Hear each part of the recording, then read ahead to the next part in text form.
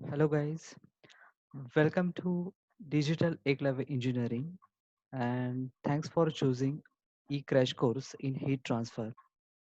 So this is our first video and we are going to start our new journey in heat transfer.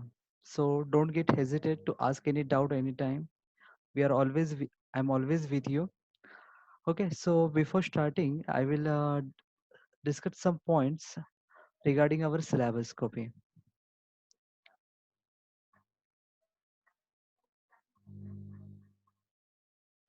Okay so guys कुछ याद रहे ना रहे but आपको syllabus आपको पता होना चाहिए क्योंकि सिलेबस अगर आपको ईच एंड एवरी मॉडल अगर आपको पता है तभी जाके आप न्यूमेरिकल्स को आइडेंटिफाई कर पाओगे तभी जाके वहाँ पे फॉर्मूलाज इंप्लीमेंट करोगे तभी जाके वो सॉल्व होगा तो this is the first topic that is a basic concept of heat transfer so this chapter is very most important in a theory point of view as well as in a numericals but theory point of view इसलिए important है क्योंकि question number 1 and question number 6 पे इसके आने के chances काफ़ी ज़्यादा होते हैं सो फर्स्ट जो मॉडल है जिसका वेटेज होगा around 10 marks basic concept of H T around 10 marks then second model basically second model is conduction and it's having lots of types subtypes a b c d e so first is a heat transfer through the walls cylinders spheres. Second है internal heat generation. Third one is the critical radius of insulation. और actually conduction का ही part है model number 3 भी heat transfer through fins and unsteady state heat transfer. So basically आप देखोगे तो conduction के ऊपर ही कंडक्शन को पकड़ के कंसिडर करके तो model number 1 model number 2 and model number 3 मतलब 50% पार्ट कंडक्शन में कवर हो जाता है. सो कंडक्शन में काफ़ी सारा वेरिएशन है हर एक टाइप के अपने अपने फॉर्मूलाज है वो आपको यूज करने आना चाहिए ओके नेक्स्ट है model number 4 that is convection so conduction की अगर बात करते हैं तो यहाँ के 20 मार्क्स और यहाँ के 20 मार्क्स 40 एंड बेसिक कॉन्सेप्ट तो हर किसी को आएगा ही सो 50 मार्क्स तो 50 मार्क्स यहीं पे कवर हो जाते हैं ओके नेक्स्ट है कन्वेक्शन कन्वेक्शन कंडक्शन का छोटा भाई है और इसके न्यूमेरिकल्स यहाँ काफ़ी आसान है और इसके 3 डेरिवेशन है 3 डेरिवेशन में से एक डेरिवेशन पक्का आता है सो कन्वेक्शन भी काफ़ी आसान है नेक्स्ट है रेडिएशन रेडिएशन का गाइज एक थोड़े से हटके इसके फॉर्मूलाज है बट इसका थ्योरी काफ़ी आसान है सो अगर आपको थ्योरी प्रॉपरली आता है if you have enough time then आप you can also solve the numericals on radiation okay so first 4 model इन्हीं हो आपको करना है फिफ्थ मॉडल का मैं तो बोलूँगा न्यूमेरिकल्स भी करो अगर रेयर केस में नहीं हो रहा है टाइम नहीं है कंफ्यूजन है आपके पास ऑलरेडी काफ़ी सारा लोड है तो आप रेडिएशन के आप एटलीस्ट थ्योरी करके जाओ नेक्स्ट है model number 6 boiling and condensation इसके ऊपर फिक्स थ्योरी है again question number 1 question number 6 में आपको इसका यूज होगा हीट पाइप इसका वही मतलब हर बार रिपीटेड क्वेश्चन यहाँ पे आते हैं एंड हीट एक्सचेंजर में 4 टाइप के न्यूमेरिकल्स है उसमें से एक टाइप आपको आएगा ओके सो उसका एक डेरिवेशन और एक उसका एक न्यूमेरिकल तो ऐसे टोटल मिला के उसके 25 मार्क्स सो गाइज मेरा कहना यही है कि heat transfer is not so difficult दिमाग में से निकाल दो कि काफ़ी सारा ये कॉम्प्लिकेटेड सब्जेक्ट्स है नहीं बिल्कुल नहीं है आप अभी इसको एंजॉय करोगे और वन बाय वन समझते जाओ मोस्ट इम्पोर्टेंट इसके फॉर्मूलाज बाहर करते जाओ तो बेटर होगा कि आप कोई भी न्यूमेरिकल को आराम से आइडेंटिफाई करके एनी टाइम उसको सॉल्व कर सकते हो ओके सो लेट्स स्टार्ट सबसे पहले सब्जेक्ट का नेमिंग है heat transfer what do you mean by heat transfer heat is nothing but energy okay so it is a heat transfer of the it is nothing but energy so it is the energy transfer from high temperature to low temperature body जैसे current का example लेता हूँ मैं तो current is also energy which flows from high voltage to low voltage तो वहां पे driving force क्या था वोल्टेज डिफरेंस तो यहाँ पे इस कॉन्सेप्ट में ड्राइविंग फोर्स क्या है temperature difference so it is a transfer of the heat from high temperature body to low temperature body so it can flow through different mediums like a solid liquid and gases next q is equal to dt upon rt it's this is a basic और general equation 99% यही equation आपको numericals में use होगा। क्या है ये equation, आया कहाँ से? तो बाजू में मैंने यहाँ पे शेयर किया है ओम्स लॉ। ओम्स लॉ हमने बचपन से सीखा है, V is equal to current into resistance, electrical resistance इसलिए आर ई। सो मुझे करंट चाहिए क्योंकि एनर्जी चाहिए, so I is equal to voltage upon R E, voltage upon resistance. तो अगर मैं बात करता हूँ एनर्जी की, तो हीट इज ऑल्सो एनर्जी। अगर करंट को फ्लो होने के लिए वोल्टेज चाहिए, तो मेरे क्यू के लिए, मेरे हीट ट्रांसफर के लिए मुझे टेम्परेचर डिफरेंस चाहिए। सो वी को मैंने रिप्लेस किया dt से, एंड इलेक्ट्रिकल रेजिस्टेंस को मैंने रिप्लेस किया थर्मल रेजिस्टेंस से। सो मुझे एक जनरल इक्वेशन मुझे मिलता है Q is equal to D T upon R T. So ये 99% ये हर बार यूज होगा। Okay, so if I want R T, then do a little change. If RT goes here, then dt by Q. So RT is equal to dt by Q. So temperature difference है वो degree Celsius में भी हो सकता है, kelvin में भी हो सकता है, और Q का यूनिट होता है watt, joules per second. So degree Celsius और आर्ट, sorry kelvin divide by watt. Okay, so ये एक इक्वेशन काफी इंपॉर्टेंट है न्यूमेरिकल्स पॉइंट ऑफ व्यू। अभी देखते हैं, there are three different modes of heat transfer: conduction, convection and radiation. Conduction, तो सबसे पहले मैं आपको एक एग्जांपल देता हूँ। Suppose if I take any rod and if I heated its one end, then automatically heat will be transferred to the another end. Why? Because of conduction. So it is a transfer of the heat from high temperature region to the low temperature region within a same medium. Okay, so there is a heat transfer from the high temperature to low temperature. It means temperature difference is required here, and within the same medium means solid to solid, liquid to liquid, and gases to gas. अगर with in same medium में हो रहा है, temperature difference के कारण हो रहा है, तो वो उसको बोलते हैं कंडक्शन। और कंडक्शन का अपना एक लॉ है, that is a Fourier's equation या फिर Fourier's law. Q is equal to minus K A C D T by D X. A C इसलिए लिखा हुआ है क्योंकि एरिया अगर मैं यूज करता हूँ तो एरिया दो टाइप का होता है, एक surface area and cross sectional area. So confusion create होता है if I just write A, that's why I am writing AC। AC means cross sectional area. So conduction किसके ऊपर डिपेंड है? क्रॉस सेक्शनल एरिया पे depend है। So Q होता क्या है? That is a heat flow rate, जिसका unit है watt is equal to joule per second. K का यूनिट है thermal conductivity, VAT per metre degree kelvin, या तो फिर अगर मैं डिग्री सेल्सियस लेता हूँ तो VAT per metre degree Celsius तो भी चलेगा। ओके, सो K, K का यूनिट, एक्चुअली K का यूनिट आप भी बना सकते हो। सो मैं आपको शो करता हूँ कि कैसे K का यूनिट आया कहाँ से।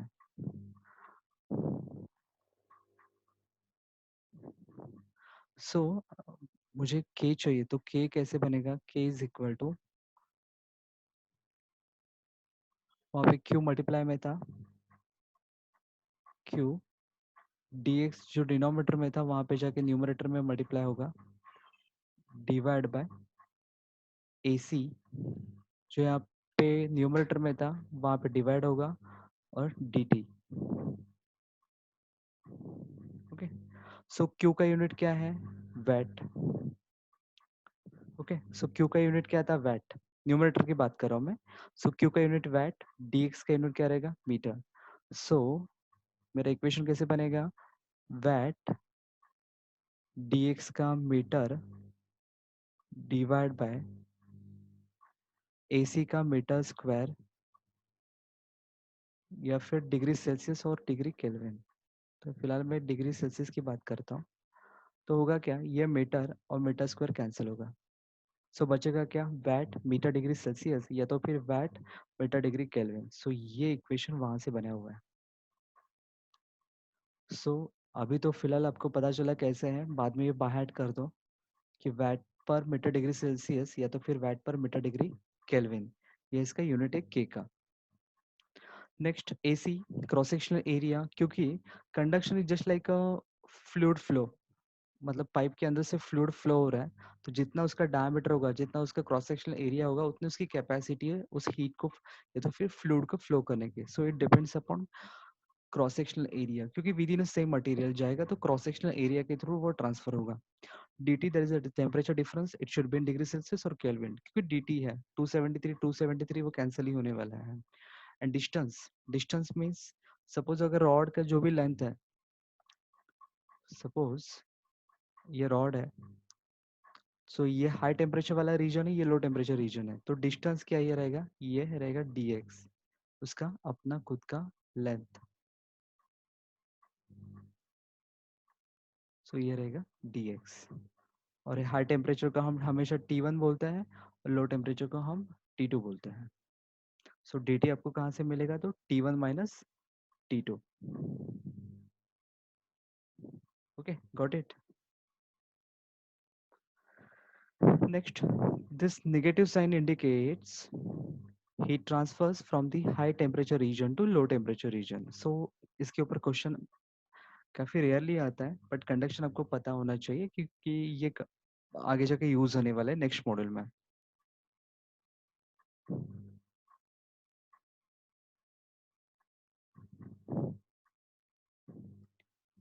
नेक्स्ट है कन्वेक्शन। कन्वेक्शन क्या होता है, सेम सिमिलर है, it is a mode of heat transfer in which heat transfers takes place due to physical circulation of molecules, physical circulation of molecules within a two different mediums. Conduction में था within a same medium, और convection जो है within a two different medium. So it may be solid to liquid हो सकता है, liquid to gases हो सकता है, या तो फिर सॉलिड टू गैसेस हो सकता है, मतलब एनी वाइस वर्सा, सिमिलर नहीं होना चाहिए। And it transfer takes place due to the physical circulation of molecules. तो फिजिकल सर्कुलेशन ऑफ मॉलिक्यूल्स कैसे होता है, तो यहाँ पे मैं आपको एक एग्जांपल देता हूँ टी कप का। ओके, सपोज ये कप है और इसके अंदर है एक फ्लूइड जिसका टेम्परेचर क्या है, हाई है, और बाहर है एयर।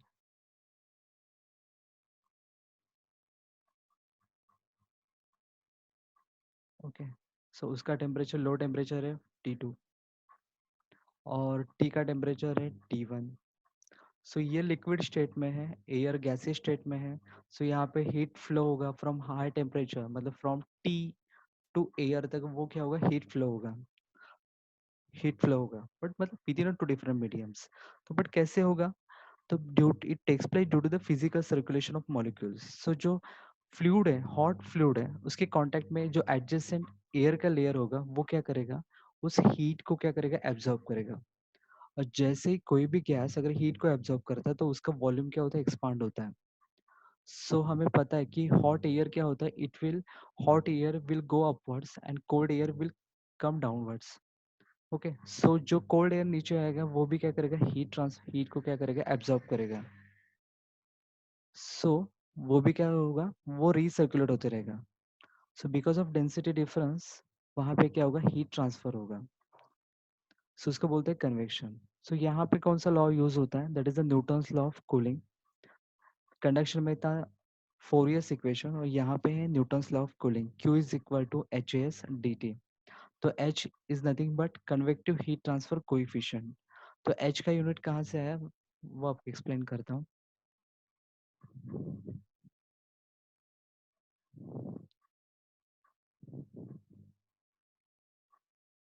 सो H मुझे मिला इस इक्वेशन से, Q divide by surface area divide by T dt। Okay, so Q का यूनिट होता है वैट, एरिया का मीटर स्क्वायर, और ये टेम्परेचर डिफरेंस हैगा, it may be in degree Celsius, it may be in Kelvin. So watt per metre square degree Celsius या तो फिर watt per metre square degree Kelvin. So ये उसका H का यूनिट है। सो कंडक्शन में K use होता है और कन्वेक्शन में H यूज होता है। Next, it is depends upon surface area. So जितना ज्यादा सरफेस एरिया एक्सपोज होगा एयर के साथ, दूसरे फ्लूइड के साथ, उतना जल्दी वहां पे कूलिंग होगा। फॉर द एग्जाम्पल टी का अगर मैं डिश में लेता हूँ, अगर चाय में डिश में लेता हूँ तो जल्दी कूलिंग होगी क्योंकि ज्यादा सरफेस एरिया एक्सपोज है एयर के साथ। ओके, सो वहां पे कन्वेक्शन होता है। नेक्स्ट है radiation. Radiation, it is a mode of heat transfer in which flow of heat takes place in the form of electromagnetic waves with following steps. So radiation का सबसे पहले आपको याद आना चाहिए सनलाइट. तो it is a mode of heat transfer in which flow of heat takes place in the form of electromagnetic waves. तो at the sun surface जो भी heat होगा वो किस में कन्वर्ट होगा, इलेक्ट्रोमैग्नेटिक वेव्स में कन्वर्ट होगा. So conversion of heat energy of hot body into electromagnetic waves, EMW. EMW means electromagnetic waves. So conversion of heat energy of hot body into electromagnetic waves in the form of successive and separate pockets known as photons or quantas. So in the form of photons वो क्या करेगा, वहां पे hot surface से वो क्या होगा, in the form of photons and Qantas वो क्या करेगा, वो फॉर्म में आके इलेक्ट्रोमैग्नेटिक वेव्स के थ्रू वो ट्रैवल करेगा. So these waves can travel through medium और वैक्यूम. सो वो मीडियम हो, मतलब एयर हो, लिक्विड हो, फ्लूइड हो, वाटर हो, या तो फिर स्पेस वैक्यूम हो तो भी चलेगा, तो भी सनलाइट क्या करती है, ट्रैवल करती है. Third one, conversion of electromagnetic waves again into heat energy when these waves strike to the next body. So जब भी वो ट्रैवल करके किसी भी सरफेस के साथ स्ट्राइक करेगा तो अगेन वो किस में कन्वर्ट होगा, हीट एनर्जी में कन्वर्ट होगा. और वन मोर थिंग कि हमने कंडक्शन देखा, कन्वेक्शन देखा, तो कंडक्शन और कन्वेक्शन में dt टेम्परेचर डिफरेंस वहाँ पे रिक्वायर्ड है, मतलब जरूरी है. विदाउट टेम्परेचर डिफरेंस वहाँ पे हीट फ्लो नहीं होगा. बट रेडिएशन में ऐसा नहीं है कि सनलाइट वहाँ पे नीचे टेम्परेचर डिफरेंस मेंटेन हो या ना हो तो भी वहाँ पे सनलाइट क्या करेगा, ट्रैवल करेगा. सो वहाँ पे टेम्परेचर डिफरेंस मैटर नहीं करता, सन का टेम्परेचर मैटर करता है. सो वहाँ पे dt यूज नहीं होता, वहाँ पे सिंगल टेम्परेचर यूज होता है. नेक्स्ट,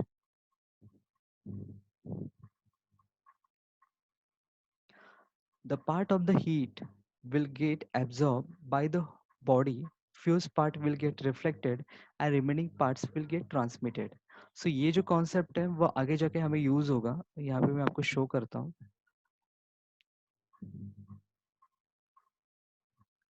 सो ये डायग्राम देखो. सो इंसिडेंट सनलाइट वहाँ पे उसने क्या किया, सरफेस के साथ स्ट्राइक किया तो some part will get reflected, तो उसको मैं ये बोलता हूँ QR. और इंसिडेंट रेडिएशन को मैं बोलता हूँ QI.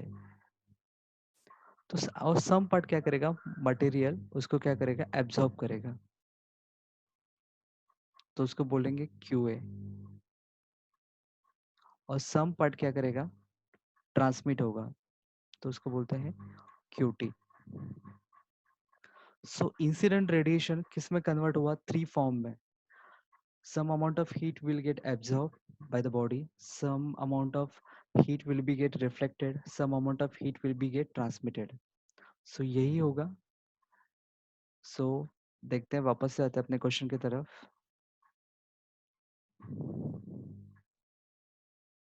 Okay, so few parts will be get reflected and remaining parts will get transmitted. Any object having a temperature above 0 degree Celsius it radiate the heat. So जिसका भी temperature 0 degree Celsius के ऊपर है वो पक्का radiation करेगा. सो जैसे conduction के लिए फोरियर्स लॉ था, कन्वेक्शन के लिए न्यूटन्स लॉ ऑफ कूलिंग था, वैसे सिमिलरली रेडिएशन का अपना लॉ है, Stefan Boltzmann law.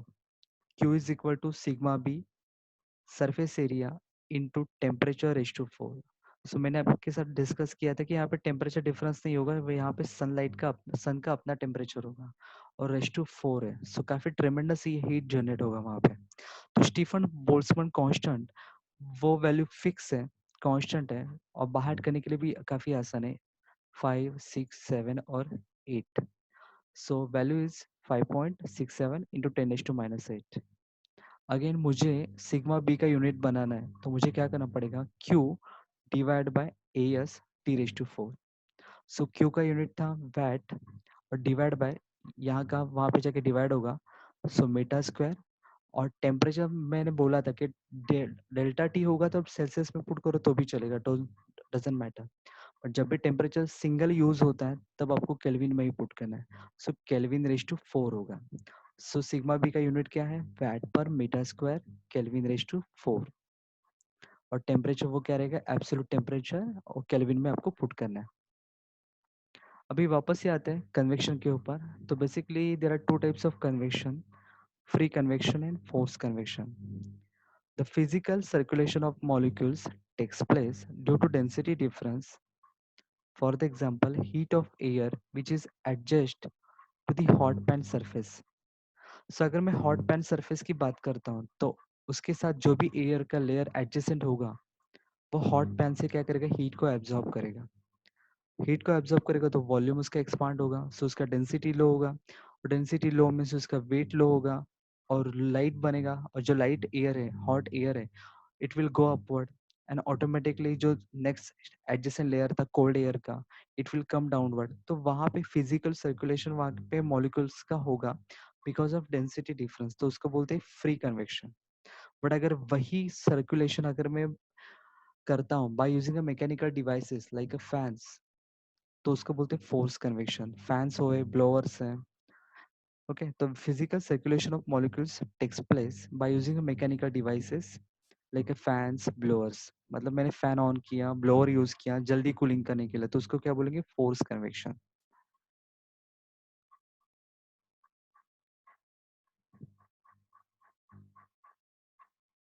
Okay, so ये रेडिएशन की बात वापस से करते हैं। रेडिएशन में हमने देखा कि इंसिडेंट रेडिएशन जो आया वो 3 पार्ट में कन्वर्ट हुआ। QA means heat absorbed, heat rejected and heat transmitted. So Qi is equal to, Qi is nothing but is equal to Qa plus Qr plus Qt. Okay, so यहाँ पे क्या किया उन्होंने, वापस से डिवाइड बाय किया Qi से, Qi से होल इक्वेशन से डिवाइड कर दिया। So Qi upon Qi it will become 1। Next Qa amount of heat absorb to the total incident heat, तो उसको बोलते हैं अल्फा। अल्फा क्या है देखते हैं। Next Qt total heat transmitted divided by total heat incident, that is tau, and Qr means rejected heat divided by incident heat, that is Qi. So हमें एक इक्वेशन मिलता है, one is equal to alpha plus tau plus rho is equal to 1। तो alpha को हम बोलते हैं absorbivity, मतलब कितना अमाउंट ऑफ हीट एब्जॉर्ब हुआ डिवाइड बाय कितना वहां पे इंसिडेंट हुआ था। So Q A divide by Q I, उसको बोलेंगे absorbivity. Next rho, rho means कितना अमाउंट ऑफ हीट रिफ्लेक्ट हुआ था डिवाइड बाय कितना आया था। So Q R divide by Q I, वो क्या रहेगा, रिफ्लेक्टिविटी, उसको रो से इंडिकेट करता है। Next Q T divide by Q आई, कितना अमाउंट ऑफ हीट ट्रांसमिट हुआ और कितना इंसिडेंट हुआ था, तो उसको बोलेंगे ट्रांसमिसिविटी, उसको इंडिकेट करेंगे टाउ से। Got it. नेक्स्ट क्वेश्चन है, शॉर्ट नोट आता है specular reflection, real surface reflection and diffuse reflection. So मैंने जस्ट आपको शॉर्टकट में डायग्राम्स दी है, बट आपको ऐसे नहीं करना है, आपको प्रॉपर्ली उसको एक्सप्लेन करना है आपके फ्यू वर्ड्स में। तो सपोज यहाँ पे स्पेक्युलर रिफ्लेक्शन होता है, क्या ये कहाँ पे होता है, तो हाईली पॉलिश सरफेस में। सो जो इंसिडेंट रेडिएशन आया, ओके, और यहाँ पे एक नॉर्मल हम कंसिडर करते हैं, इट्स इमेजिनरी पार्ट। सो यहाँ पे जो इंसिडेंट रेडिएशन आया वो सेम एंगल पे वो रिफ्लेक्ट हुआ, मतलब यहाँ पे एंगल थीटा था तो यहाँ पे भी एंगल थीटा रहेगा। सो ये एंगल थीटा, ये एंगल थीटा, और this is the surface. Okay, so incident incident radiation, the angle between incident radiation and normal, if it is same as the angle between reflected heat with normal to the surface। so अगर ये angle same है incident का, reflected raise का with normal, तो उसको बोलते हैं specular reflection. और ये कभी पॉसिबल है जब हाईली पॉलिश सरफेस एरिया होगा तो ये जहाँ पे होता है तो उसको बोलते हैं स्पेकुलर बॉडी। ओके, सो अगर शॉर्ट नोट आता है स्पेकुलर बॉडी पे, स्पेकुलर रिफ्लेक्शन पे, तो ये डायग्राम वहाँ पे इंपॉर्टेंट है। नेक्स्ट है रियल सरफेस। तो रियल सरफेस में ये जरूरी नहीं है, तो जितना अमाउंट ऑफ हीट वहाँ पे आया, इंसिडेंट हुआ, तो वो हो सकता है कि स्कैटर होगा, बट एक कंडीशन है यहाँ पे, वो स्कैटर्ड होगा बट अपोजिट साइड में होगा। मतलब यहाँ पे जो नॉर्मल है उसके अपोजिट साइड में क्या होगा, स्कैटर हुआ। तो ये कहाँ पे होता है, रियल सरफेस के केस में होता है। सो यहाँ पे कोई एंगल सेम नहीं होगा। बट डिफ्यूज रिफ्लेक्शन मतलब जहाँ पे हाईली रफ सरफेस है, तो वहाँ पे क्या होता है, सो इंसिडेंट एंगल, इंसिडेंट जो रेडिएशन है, तो कुछ अमाउंट यहाँ पे गया। ओके, सो नॉर्मल के सेम साइड में भी और नॉर्मल के अपोजिट साइड में भी क्या होगा, वहाँ पे हीट रिफ्लेक्ट हुआ, क्यू आर, तो उसको बोलते हैं डिफ्यूज रिफ्लेक्शन। यहाँ इसमें और इसमें क्या डिफरेंस है, यहाँ पे नॉर्मल के अपोजिट साइड में वहाँ पे क्या हुआ, रिफ्लेक्शन जनरेट हुआ, तो यहाँ पे सेम साइड और अपोजिट साइड में भी रिफ्लेक्शन जनरेट हुआ, तो उसको बोलते हैं डिफ्यूज रिफ्लेक्शन। ये कहाँ पे पॉसिबल है, रफ सरफेस में पॉसिबल है। सो इसके ऊपर शॉर्ट नोट्स आते हैं। हम्म, अभी छोटे छोटा डेफिनेशंस है, समझ के लेते हैं। टाइप्स ऑफ बॉडी, सबसे पहले है ब्लैक बॉडी। तो ब्लैक बॉडी मीन्स जरूर नहीं कि उसका कलर ब्लैक है। तो यहाँ पे कॉन्सेप्ट है, हमने अभी देखा है, एक इक्वेशन देखा था, alpha plus rho plus tau is equal to 1। Okay, alpha indicates कितना अमाउंट ऑफ हीट एब्जॉर्ब हुआ, रो इंडिकेट्स कितना अमाउंट ऑफ हीट रिफ्लेक्ट हुआ, टाउ इंडिकेट कितना अमाउंट ऑफ हीट ट्रांसमिट हुआ। सो ब्लैक बॉडी क्या होता है कि 100% वहाँ पे एब्जॉर्प्शन होता है, तो वहाँ पे रो एंड टाउ का वैल्यू क्या होता है, 0। So alpha will become 1, so it absorb all the incident radiation, hence alpha is equal to 1 and tau and rho value will become 0। Okay, तो मतलब सब एब्जॉर्ब करेगा तो वो ब्लैक बॉडी होगा।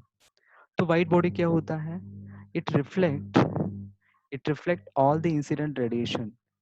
सो अगर सब कुछ रिफ्लेक्ट हो रहा है तो अल्फा मतलब एब्जॉर्प्शन क्या होगा, 0 होगा, एंड ट्रांसमिशन भी नहीं होगा, तो alpha and tau will become 0 and rho का वैल्यू क्या होगा, 1 होगा। Exactly opposite है, but remember this is the ideal cases which is not possible in real life। Next है ग्रे बॉडी। ग्रे बॉडी, तो यहाँ पे आप याद रखना कि इसका कलर ग्रे है इसलिए नहीं। तो सपोज वॉल, सपोज मैं एग्जांपल लेता हूँ वॉल का, वहाँ पे इंसिडेंट रेडिएशन आएगा, तो सम अमाउंट ऑफ वहाँ पे क्या होगा, रिफ्लेक्ट होगा, और सम अमाउंट ऑफ वहाँ पे क्या होगा, एब्जॉर्प्शन होगा। बट वहाँ there is a no chances कि वहाँ पे क्या होगा, ट्रांसमिट होने का चांसेस बिल्कुल नहीं है। Okay, so partially heat will absorb and partially it will reflect, hence यहाँ पे ट्रांसमिशन नहीं हो रहा है बट एब्जॉर्प्शन एंड रिफ्लेक्शन हो रहा है। So alpha plus rho is equal to 1 but tau is equal to 0। और ये होता है रियल बॉडी, कि जहाँ पे ट्रांसमिशन नहीं होगा बट एब्जॉर्प्शन एंड रिफ्लेक्शन होगा। Okay, so don't get confuse. Next है स्पेकुलर बॉडी। अभी हमने देखा था, if there is a reflection is specular, if the reflection is regular means exactly same angle के साथ, नॉर्मल के साथ अगर वहाँ पे रिफ्लेक्शन हो रहा है तो उसको बोलते हैं specular body. Absolute white body means if the reflection is diffuse, तो उसको बोलेंगे एब्सोल्यूट वाइट बॉडी। सो ये छोटा छोटा डेफिनेशन है, याद रखना उसको, कंफ्यूजन मत होना, कंफ्यूज मत होना। अभी मोस्ट इंपॉर्टेंट आता है थर्मल कंडक्टिविटी। थर्मल कंडक्टिविटी के कहाँ पे यूज हुआ था, कंडक्शन में। और कंडक्शन में लॉ कौन सा यूज होता है, फोरियर्स लॉ। तो फोरियर लॉ क्या था, Q is equal to minus K A C D T upon D X. ये माइनस तो हर बार यूज करने की जरूरत नहीं है, क्योंकि वो इंडिकेट करता है heat transfers from high temperature to low temperature. So मुझे के चाहिए, तो के चाहिए तो मुझे क्या करना पड़ेगा, सिंप्लीफाई करना पड़ेगा इस फॉर्मूला को। सो के इज इक्वल टू, सो यहाँ का डिनोमिनेटर का पार्ट वहां पे जाके मल्टीप्लाई होगा, Q into D X divide by A C और डी टी। ओके, और इसका मैंने आपको यूनिट बताया कैसे कन्वर्जन हुआ करके, तो उसका यूनिट होता है watt per metre degree Kelvin. सो सबसे पहले इस फॉर्मूला को बनाओ और फिर इसको देख के फिर आपको क्या करना है, डेफिनेशन बनाना है। सो क्या है, it is amount of heat flow rate, अभी बात कर रहा हूँ मैं क्यू के, it is the amount of heat flow rate passing through dx। dx means क्या होता है, passing through unit thickness. Okay, तो dx क्या होता है, थिकनेस होता है या तो फिर लेंथ होता है। Okay, per unit area, AC means per unit area, and DTB is a per unit temperature difference, and it is maintained across the boundary surface। So सबसे पहले मैंने बात की क्योंकि it is the amount of heat flow rate passing through unit thickness per unit area per unit temperature difference is maintained across the boundary surface। So यहाँ पे formula उसका unit और उसकी डेफिनेशन इंपॉर्टेंट है, और हो सके तो एक आध दूसरा एग्जांपल दे देना, तो 4 पॉइंट्स हो जाएंगे, तो 2 मार्क्स मिल जाएंगे। नेक्स्ट है convective heat transfer coefficient H. तो एच कहाँ पे यूज होता है? कन्वेक्शन में यूज होता है। कन्वेक्शन का फॉर्मूला क्या है? न्यूटन्स लॉ ऑफ कूलिंग है। So Q is equal to H A S D T. तो H is equal to what? Q divide by ये जो एस डी टी वहां पे जाके डिवाइड होगा। सो कैन आई से it is the amount of heat flow rate per unit surface area per unit temperature difference is maintained across the boundary surface. So इसका unit क्या था? Watt divide by metre square degree Celsius या तो फिर degree Kelvin. So it okay. और one more thing, sometimes H of air, देखो अगर कोई मटेरियल यूज होता है, कोई सॉलिड मटेरियल यूज होगा तो उसका कंडक्टिविटी क्या आपको दिया जाएगा। अगर कोई गैसेस यूज होते हैं तो उसका एच गिवन होगा, क्योंकि वहां पे कन्वेक्शन होगा। बट सपोज अगर एयर का कन्वेक्टिव ट्रांसफर कोएफिशिएंट गिवन नहीं है, तो आपको स्टैंडर्ड वैल्यू लेनी है एयर की, that is 10 into VAT per metre square kelvin. So ये स्टैंडर्ड वैल्यू आपको बाहर करना है एच का।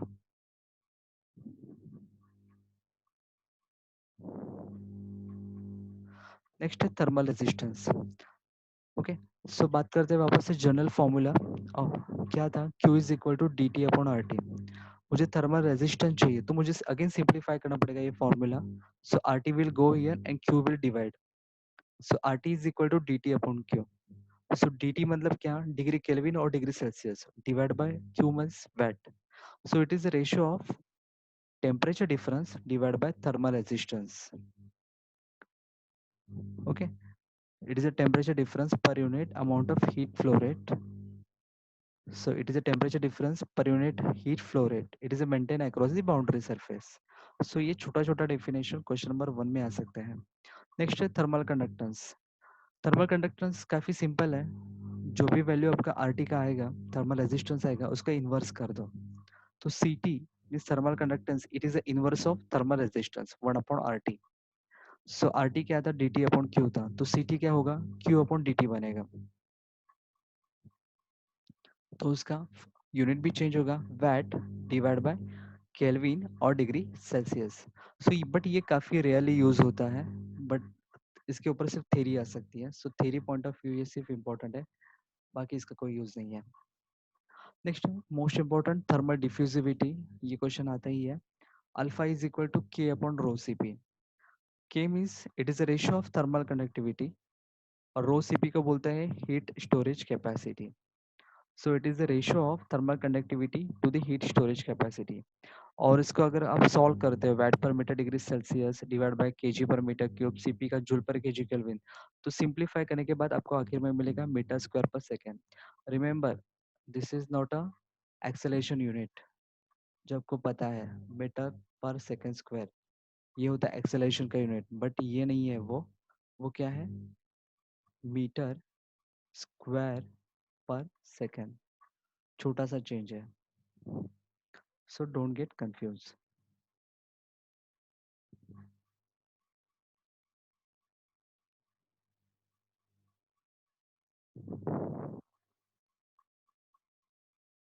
नेक्स्ट है एमिसिव पावर। एक्चुअली ये डेफिनेशन अगेन रिपीट होगा रेडिएशन में, फिर भी देखते हैं क्या है emissive power. It is the amount of, actually क्या है, this is the amount of Q divide by surface area, और वो क्या directly proportional to the temperature raise to 4। So it is the amount of radiation energy means heat energy emitted पर divide by S है। So emitted per unit surface area per unit time, क्योंकि Q means heat flow rate है, so वहाँ पे joule per second already रहेगा। So per unit time of black body, and it is directly proportional to the fourth power of tempera absolute temperature. So again repeat करता हूँ, it is the amount of heat energy means Q emitted per unit surface area, and flow rate इसलिए per unit time of black body, and it is directly proportional to the fourth power of absolute temperature. और emissivity क्या होता है? तो emissivity मतलब comparison होता है कि एनी नॉन ब्लैक बॉडी का परफेक्टली ब्लैक बॉडी के साथ। So epsilon is equal to E upon E B, means emissive power of any non black body to the emissive power of black body. So ये जो definition है question number 1 में and question number 6 में, इसके आने के chances काफ़ी high होते हैं। नेक्स्ट वीडियोस में हम न्यूमेरिकल स्टार्ट करेंगे, और उसके पहले आपको ये सारे फॉर्मूलाज एक बार देख के लेने हैं, इसकी प्रैक्टिस करनी है। ओके।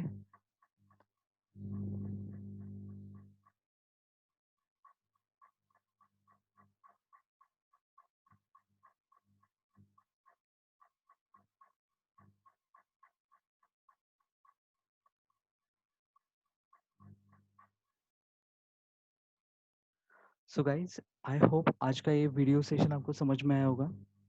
आज हमने सिर्फ कॉन्सेंट्रेट किया इस 10 मार्क के ऊपर ही।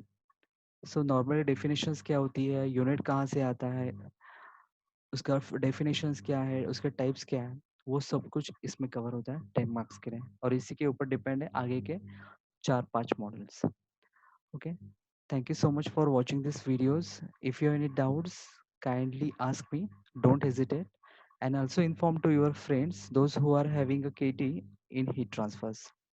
Okay, have a nice day. Thank you so much.